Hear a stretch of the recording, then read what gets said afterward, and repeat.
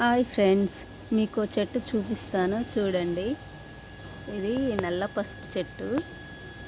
నేను పెట్టి కూడా 6 months అవుతుంది. ఇట్లా వచ్చింది.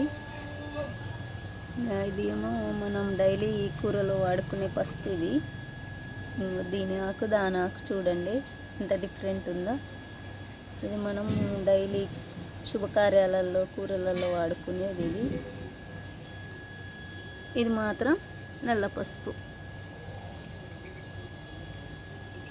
ఇక్కడనేమో చామగడ్డ, ఒకటే గడ్డ పెట్టిన ఎంత పెద్ద చెట్టు అయిందో చూడండి. ఇది ఇంకా పిలకలు కూడా వేస్తుంది పక్క పొంటి.